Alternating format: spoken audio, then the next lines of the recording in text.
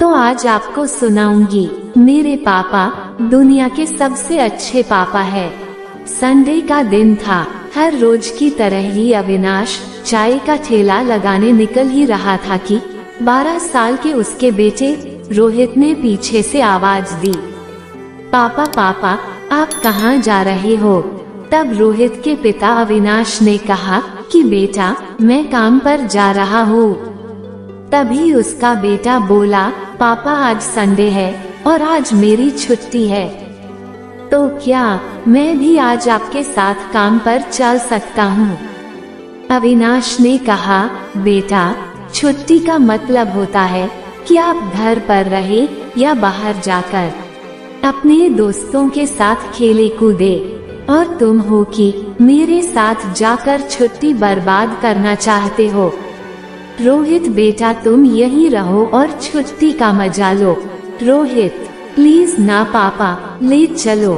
पापा नहीं बेटा मना कर दिया ना, जिद मत करो।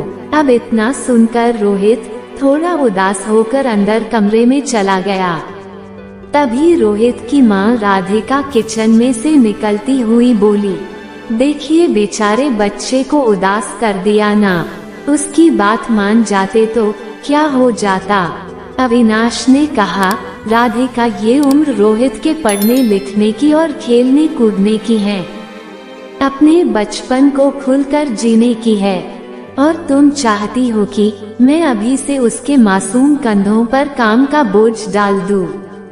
तब राधिका ने कहा, मैं कहाँ कह रही हूँ कि आप रोज उसे अपने साथ काम पर ले जाइए, पर उसका दिल रखने के लिए और उसकी खुशी के लिए हफ्ते में एक बार तो ले ही जा सकते हैं ना।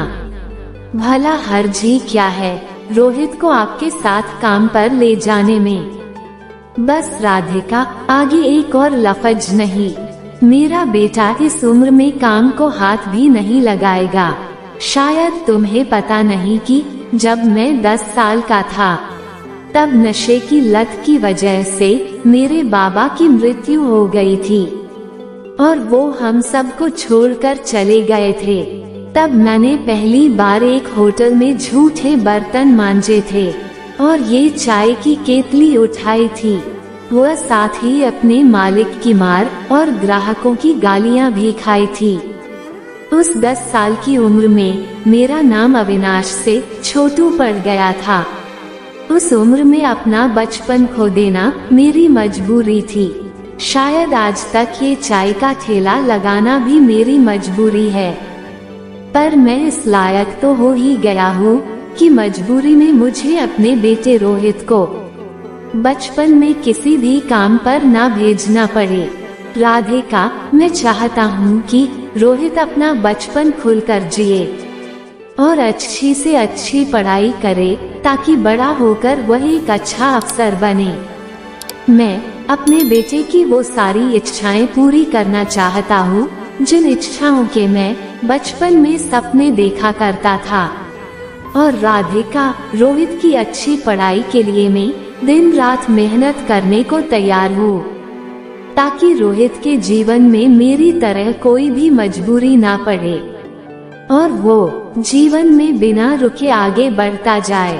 अंदर कमरे में खड़ा अविनाश की ये सारी बातें उसका बेटा रोहित सुन रहा था, और ये सारी बातें सुनकर उसकी आंखों में आंसू आ गए।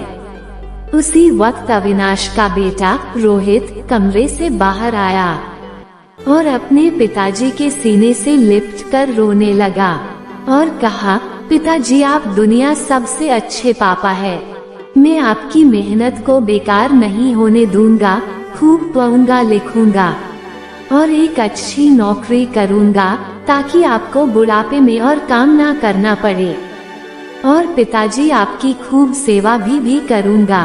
तो दोस्तों ये बात आपको भी हमेशा ध्यान रखनी चाहिए कि आपके माता पिता बचपन से लेकर बड़े होने तक आपका कितना ख्याल रखते हैं।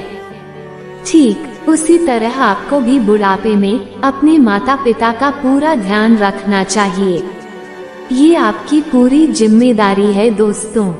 तो दोस्तों, ये परिवार की वीडियो आपको अच्छी लगी हो तो लाइक जरूर करें और चैनल सब्सक्राइब करना ना भूले। धन्यवाद।